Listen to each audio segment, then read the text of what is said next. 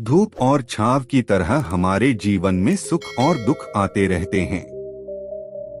हमें लगता है कि हमारे जीवन में हजारों दुख है, लेकिन अगर वास्तविकता में देखा जाए, आंखें खोलकर देखा जाए तो जीवन में सिर्फ एक ही दुख होता है। और वह दुख क्या है? इस बोध कहानी के माध्यम से हम समझ जाएंगे कि वह एकमात्र दुख क्या है और उसका समाधान क्या है। तो अपने दुख का निवारण करने के लिए इस कहानी को आखिर तक जरूर सुनें। इससे पहले कि आप इस कहानी में खो जाएं, इस चैनल को सब्सक्राइब जरूर कर ले। तो चलिए कहानी शुरू करते हैं। एक गांव में सबल नाम का एक आदमी रहता था। वह अपने जीवन से बहुत निराश था। उसकी निराशा का कारण यह था कि वह अभी तक कुछ भी नहीं करता था। उसके घर वाले उसे दूसरों का उदाहरण देकर ताने मारते और कहते थे कि वह सब तो कामयाब हो गए और तू यहीं का यहीं रह गया। जब भी वह कहीं बाहर जाता तो लोग उससे पूछते कि तुम क्या कर रहे हो भाई, और उसे यह कहने में बहुत शर्म महसूस होती कि वह अभी कुछ नहीं कर रहा, कुछ करने की कोशिश कर रहा है। धीरे धीरे उसने लोगों से मुंह छिपाना शुरू कर दिया। उसका दुख इतना बड़ा था कि उसको लगता था कि वह धरती पर वह एक बोझ है और उसके बस में कुछ भी करना नहीं है। वह कुछ कर ही नहीं सकता तो जी कर क्या करेगा, उसे मर जाना चाहिए। वह अकेले में बैठकर रोता और भगवान को दोष देता। एक दिन उसने नगर में एक गुरु को देखा जो दुख के ऊपर अपना प्रवचन दे रहे थे। गुरु कह रहे थे कि दुख एक गुरु की तरह होता है जो आपको जीवन के बारे में समझाता है और आपको सही से जीने का तरीका बताता है। आप चाहे तो दुख रूपी गुरु से अपना जीवन सीख सकते हैं या दुख में डूबकर बैठे बैठे रो सकते हैं। सबल भी यह बातें सुन रहा था। जब उपदेश खत्म हुआ तो उसने गुरु से कहा, दुख कुछ सिखाकर नहीं जाता बल्कि पीड़ा देकर जाता है। दुख की पीड़ा अनंत होती है। ऐसा लगता है कि इसके बाद कुछ नहीं मिलने वाला, कुछ नहीं होने वाला, मृत्यु भी उसके सामने कम लगती है। गुरु ने पूछा कि क्या दुख है तुम्हें? सबल ने अपनी सारी परेशानी गुरु को बता दी और कहा कि मेरे दुख का आपके पास कोई समाधान नहीं है। गुरु ने मुस्कुराकर कहा कि जब तुम्हारे जीवन में असली दुख आए तभी मेरे पास आना, मैं उसका समाधान अवश्य करूंगा। यह कहकर गुरु वहां से चले गए। सबल ने सोचा कि क्या मेरा दुख असली नहीं है? क्या यह दुख जो मैं झेल रहा हूँ दुख नहीं है? कोई भी मेरे दिल का दर्द नहीं समझता। अरे घर वाले नहीं समझते तो गुरु क्या समझेंगे? अपने दुखों से परेशान होकर सबल ने एक निर्णय लिया कि वह कुछ करके दिखाएगा। उसने एक छोटा सा व्यापार शुरू किया। उसे उसके व्यापार में सफलता नहीं मिल रही थी और उसके घर वाले बहुत खुश थे कि वह कुछ तो प्रयास कर रहा है। धीरे धीरे उसे सफलता मिलने लगी और फिर उसने रफ्तार पकड़ ली और 2 सालों के भीतर ही बड़ा व्यापारी बन गया। अब उसके आसपास काफी लोग थे जो उसे पसंद करते थे, जो उसकी चिंता करते थे, जो उसके कार्यों की सराहना करते थे, प्रशंसा करते थे। उसके माता पिता भी अपने बेटे की प्रशंसा करते करते नहीं थकते थे। उसके मित्रों की संख्या दिन ब दिन बढ़ती जा रही थी और वह बहुत खुश था। फिर उसके कुछ दोस्तों ने उसको सलाह दी कि उसे अपना व्यापार अब और बड़ा करना चाहिए। जब वह बड़ा व्यापारी बनकर इतना खुश है तो सोचो, अगर तुम इस नगर के, इस राज्य के सबसे बड़े व्यापारी हो जाओगे तो कितना सुख होगा। तुम्हारे पास कितने लोग तुमसे जुड़ेंगे, कितना यश तुम्हारा फैलेगा। स्वयं राजा भी तुम्हारी तारीफ करेंगे और जरूरत पड़ने पर तुमसे ही धन उधार लेंगे। यह बात तो सबल के मन में बैठ गई और अब वो और ज्यादा मेहनत करने लगा। लेकिन यह सब कुछ उसे बहुत जल्दी चाहिए था।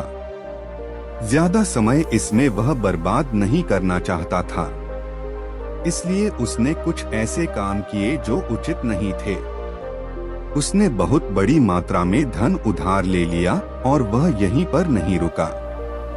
ज्यादा मुनाफा कमाने के चक्कर में उसने अपनी माल की गुणवत्ता खराब कर दी। उसके मित्र उसे जैसा कहते थे वह वैसा ही करता रहा। दूसरे व्यापारियों के खिलाफ षड्यंत्र भी रचना उसने शुरू कर दिए। अब उसके जीवन का सुकून कहीं चला गया था। उसे अब रातों में नींद नहीं आती थी, वह हमेशा कुछ उधेड़-बुन लगा रहता था। सुख साधन की सारी वस्तुएं होने के बाद भी उसे किसी चीज में सुख नहीं मिल रहा था। एक दिन सबल अपने रथ में बैठकर एक मार्ग से जा रहा था। रास्ते में उसने उसी गुरु का आश्रम देखा। गुरु के पास पहुंचा और कहा, गुरुदेव, आपने कहा था कि असली दुख हो तो ही मेरे पास आना। मेरे जीवन में बहुत दुख है, मैं रात को सो भी नहीं पाता हूँ। सबल गुरु को अपनी सारी बात बताता है। गुरु ने कहा कि जब तुम पहली बार मिले थे तब भी तुम किसी दुख में थे। उस दुख से तुमने क्या सीखा? सबल ने कहा, मैंने सीखा कि केवल सोचने मात्र से कुछ नहीं होता। अपनी सोच को साकार करने के लिए कर्म करना पड़ता है और केवल कर्म करने से कुछ नहीं होता। कर्म को अंतिम पड़ाव तक ले जाना आवश्यक होता है। चाहे रास्ते में कितनी भी बाधाएं आई, कितनी भी निराशा है, चाहे ऐसा क्यों ना लगे कि अब कुछ नहीं होगा, तब भी यह मानकर कि जो कार्य में कर रहा हूँ मैं इसमें सफल होकर ही रहूंगा, कर्म करना चाहिए। लोग केवल सफल आदमी को ही महत्व देते हैं, बाकी चाहे कोई कितना भी अच्छा क्यों ना हो, इस दुनिया के लिए वह बोझ ही कहलाता है। गुरु मुस्कुराए, जब तुम्हारे जीवन में असली दुख आए तब मेरे पास आना, मैं उसका समाधान अवश्य करूंगा। तब फिर से आश्चर्यचकित हो गया कि यह दुख के असली दुख नहीं है। असली दुख और होता क्या है, लेकिन उसने कुछ नहीं बोला। सबल ने गुरु को एक घड़ा भेंट किया जो सोने के सिक्कों से भरा था। घड़े को देखकर गुरु ने कहा कि इस घड़े को वहां उस पेड़ के नीचे गड्ढा खोदकर दबा दो कि यह मेरे किसी काम का नहीं है। सबल ने ऐसा ही किया और वहां से चला गया। धीरे धीरे सबल को व्यापार में घाटा होने लगा।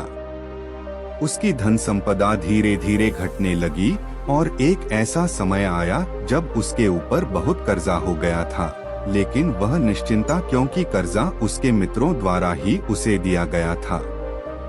वह सोचता था कि उसके मित्र उसके बुरे समय में उसका साथ देंगे, पर ऐसा कुछ नहीं हुआ। सबसे पहले उसके मित्रों ने अपना उधार धन उससे मांगना शुरू कर दिया। ना देने पर जान से मारने की धमकी तक दी। उसके शुभचिंतक, उसके चाहने वाले सब उससे दूर होते चले गए। उसके पिता उसकी गलतियों को उसे गिनवाने लगा। उसकी सारी संपत्ति नीलाम हो गई। उसके पास कुछ नहीं बचा। वह सड़क पर आ गया। उसने अपने पिता से सहायता मांगी। पिता ने कहा कि मेरे पास तो यह थोड़ी सी संपत्ति है, अगर मैं तुम्हें यह दे दूं तो मैं तुम्हारी माँ को कहाँ रखूंगा? हमारा सहारा यही संपत्ति है। बेटा, उसके जीवन में बहुत गहरा, उसके आसपास कोई भी ऐसा नहीं था जो उसे संभाल सके। इस धोखे की वजह से वह टूट गया। उसे लगता था कि जीने का कोई मतलब नहीं है, मृत्यु ही यह एकमात्र सहारा है। वह मरने के लिए एक नदी की तरफ जा ही रहा था। तभी रास्ते में उसे याद आया कि गुरु ने कहा था कि जब उसके जीवन में असली दुख आए तो वो उनके पास आए और वह उसके दुख का समाधान कर देंगे। सबल गुरु के पास गया और उसने गुरु को सारी बात बताई और कहा कि मेरे दुख का समाधान कीजिए। गुरुदेव, गुरु ने कहा कि जब तुम्हारे जीवन में असली दुख आए तभी मेरे पास आना, मैं उसका समाधान अवश्य कर दूंगा। सबल ने कहा कि असली दुख क्या होता है? ये असली दुख गुरुदेव, क्या अब मेरे जीवन में जो घट रहा है वह दुख नहीं है? गुरु ने कहा कि पहले यह बताओ कि तुमने अपने दुख से क्या सीखा है। सब ने कहा कि जो लोग तुम्हारी तरक्की के पीछे पीछे तुम्हारे साथ आए हैं वह तुम्हें धोखा देंगे, क्योंकि तुम्हारे बुरे समय में वह तुम्हारा साथ नहीं देंगे बल्कि तुम्हारा फायदा उठाएंगे। भरोसा केवल उन्हीं लोगों पर करना चाहिए जो तुम्हारे बुरे समय में, असफलता के समय में तुम्हारे साथ खड़े रहे हो, और ऐसे लोग बहुत कम ही देखने को मिलते हैं। गुरुदेव जिन्हें मिलते हैं उन्हें हमेशा उनकी कदर करनी चाहिए।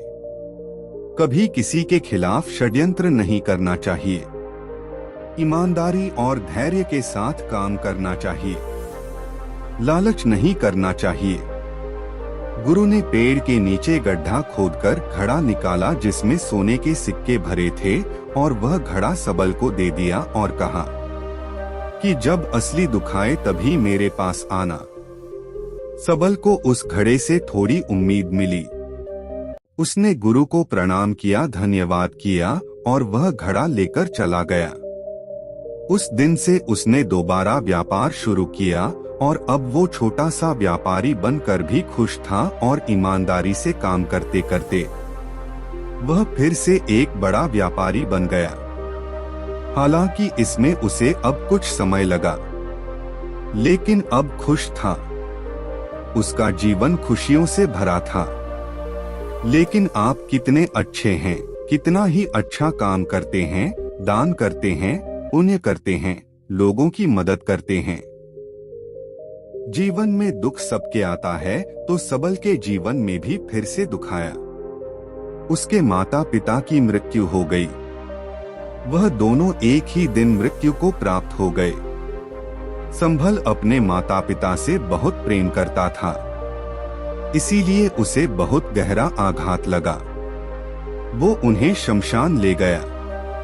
वहां पर उनकी अंतिम क्रिया की सबल ने जब उन्हें चिता में जलते हुए देखा तो उसका मन बेचैन हो उठा। उसके मन में हजारों सवाल खड़े हो गए। वह घर वापस आया तो उसने अपने माता पिता की संपत्ति को देखा जिसके लिए वह हमेशा लड़ते रहते थे। आज वह लावारिस की तरह पड़ी थी। उसकी देखरेख करने वाला, उसे देखने वाला कोई नहीं था। उसके पिता ने जो में इकट्ठा किया था सब यहीं पर रह गया था। एक दिन पहले तक भी वह अपनी संपत्ति के लिए किसी से भी लड़ने के लिए तैयार थे, लेकिन आज सब कुछ खत्म हो चुका। उसका मन बहुत बेचैन हो रहा था। लग रहा था जैसे कुछ खाली है, कुछ अकेलापन सा है, कुछ समझ नहीं आ रहा। इसीलिए वह गुरु के पास पहुंचा। गुरु ने सबल को देखते ही कहा कि क्या कोई दुख है? सबल ने कहा कि जीवन में वैसे तो कोई दुख नहीं है गुरुदेव, सब ठीक ही है, सब सुखी हैं। पर आज मेरे माता पिता की मृत्यु हो गई और मेरा मन बहुत दुखी है। गुरु ने कहा कि इसमें दुखी होने वाली क्या बात है? एक दिन तो सबके प्रियजनों को मर जाना ही है। जीवित तो यहाँ कोई नहीं रहा और ना ही कोई रहेगा। तुम भी एक दिन मर जाओगे। हो सकता है कल या आज क्या कहो तो अभी भी तुम मर सकते हो। सबल ने कहा कि गुरुदेव आप यह क्या कह रहे हैं? मैं भी मर जाऊंगा। अरे मैं तो अभी जवान हूँ। गुरु ने कहा कि प्यारे, इस भ्रम में मत जीना कि मृत्यु बूढ़ों को ही आती है। बूढ़ों के सामने जवान भी मर जाते हैं, बच्चे मर जाते हैं। मृत्यु का किसी की उम्र से कोई लेना देना नहीं है। गुरु के मुख से यह बातें सुनकर सबल वहां से चुपचाप चला गया और उसका मन जैसे बेचैन हो गया था। वह कुछ खालीपन सा महसूस कर रहा था। दिन रात वह अपने बारे में ही सोचता रहता है कि वह क्या कर रहा है, वो क्या है, क्यों है, कैसी है, हम क्या हैं, हम क्या करने आए हैं। यहाँ पर क्या बस चीजों का उपभोग करना और मर जाना ही जीवन का असली मतलब होता है? उसे कोई जवाब नहीं मिल रहा था और उसका दुख बढ़ता ही जा रहा था। कुछ दिन बाद वह वापस उसी गुरु के पास पहुंचा और गुरु को सारी बात बता दी। गुरु मुस्कुराए और गुरु ने कहा कि आज पहली बार तुम्हारे जीवन में असली दुख उत्पन्न हुआ है। वास्तव में यही है जो दुख कहलाने लायक है कि हमें पता ही नहीं है कि हम क्या कर रहे हैं, क्यों हैं, कैसे हैं, कौन हैं हम और हमें क्या करना है। सबल ने कहा, गुरुदेव मेरे दुख का समाधान कीजिए। गुरु ने कहा कि हम सब अपने जीवन भर क्या इकट्ठा करते रहते हैं। सबल ने कहा कि गुरुदेव सभी लोग धन संपत्ति मान सम्मान प्रेम परिवार मित्र शत्रु पद प्रतिष्ठा इकट्ठा करते रहते हैं। गुरु ने कहा कि क्या इनमें से कुछ भी इकट्ठा करके हम अपने साथ ले जा सकते हैं। सबल ने कहा कि नहीं गुरुदेव, इनमें से तो कुछ भी साथ ले जाते। मेरे माता पिता के साथ भी कुछ नहीं गया, सब तो यहीं पर छूट गया। गुरु ने कहा, ध्यान से समझना, इस दुनिया में हम जिसे इकट्ठा करते ही नहीं सभी चीजों को देखते हैं, लेकिन उसे देखते ही नहीं जिसे हमें इकट्ठा करना है, वह है हम खुद। हमें इस दुनिया में अपने आप को ही इकट्ठा करना है ताकि जब हमारी मृत्यु हो तब हम एक हो सके और अपने आप को पहचान सके। हम बटे हुए हैं प्रेम में, नफरत में, क्रोध में, क्रूरता में, धन में, संपत्ति में, पद में, प्रतिष्ठा में, सम्मान में, पहचान में, धर्म में, जाति में, दूसरों को लूटने में और अपने आप को लुटाने में और ऐसी हजारों लाखों वासनाओं में हम बटे पड़े हैं। हम टुकड़ों में जीवन जी रहे हैं। हमारी चेतना कभी भी एक नहीं हो पाती। हमारी ऊर्जा शक्ति बिखर गई है, इसीलिए हमारे पास इतना भी समय नहीं है। क्या इतनी भी शक्ति नहीं है कि हम मुड़कर अपनी ओर देख सकें? वास्तव में लोग जिंदगी भर जीने दुख दुख कहकर चिल्लाते रहते हैं और उनका समाधान खोजते रहते हैं। उन्हें उनका समाधान कभी मिलेगा ही नहीं, क्योंकि जिन्हें वह दुख कहते हैं वह तो दुख है ही नहीं। इसीलिए यहाँ किसी को कभी उनके दुख का समाधान नहीं मिलता। वह बस एक परिस्थिति से छूटकर दूसरी परिस्थिति में फंस जाते हैं। जैसे वह पहली समस्या में रो पड़ते थे, वैसे ही वह दूसरी समस्या में रो पड़ते हैं। हमेशा ही एक समाधान नजर आता है, वह है मृत्यु, पर वह भी कोई समाधान नहीं है। इसीलिए इन सब का अगर परम समाधान चाहिए तो अपने आप को इकट्ठा करो, अपनी ऊर्जा को इस संसार से वापस खींचो, उसे एकत्रित करो, अपने ऊपर ध्यान दो, अपने पर ध्यान लगाओ। मृत्यु से पहले अपने आप को पहचान लो। ऐसे ही बिखरे हुए मत चले जाना। सबल ने कहा, तो क्या गुरुदेव हमें यह संसार छोड़ देना चाहिए? अपनी इच्छाओं को मार देना चाहिए? धन संपत्ति इकट्ठी नहीं करनी चाहिए? क्या हमें यहाँ किसी से प्रेम भी नहीं करना चाहिए? गुरु ने कहा, तुमसे इच्छाएं, कामनाएं और वासना ऐसे ही निकलती है जैसे पहाड़ से कोई पत्थर गिर रहा हो जिस पर पहाड़ का कोई नियंत्रण ही नहीं है। सिवाय देखने के और परेशान होने के, जब तुम एकत्रित हो जाते हो तब जो भी तुम करते हो वह सब नियंत्रण में रहता है। तब इच्छाएं भी तुम्हारी इच्छा से निकलती है। सबल ने कहा, गुरुदेव आपने मेरे सच्चे दुख का निवारण कर दिया है, आपका बहुत आभारी हूँ। अब मैं अपने आप को ही एकत्रित करूंगा गुरुदेव। मानव शरीर में बहुत ऊर्जा है, बहुत शक्ति है और वह बेकार की चीजों में बटकर रह गई है, व्यर्थ की चीजों में लगी रहती है। दोस्तों, अक्सर हम ऊपर वाले से सवाल करते हैं कि हमारे जीवन में इतने दुख क्यों हैं। हम सभी के मन में यह सवाल उठता है और इसका जवाब है कि वह परमात्मा हमें उस परम दुख तक ले जाना चाहता है, उस सबसे बड़े दुख तक ले जाना चाहता है, जहां पर हमें पता चल सके कि इंसानी आत्मा का असली दुख क्या है। और वह दुख है अपने आप को ना पहचान पाना, अपनी शक्तियों को ना पहचान पाना, अपने आप को इकट्ठा ना कर पाना, अपने आप पर नियंत्रण ना कर पाना। हमारे जीवन में यही दुख होता है।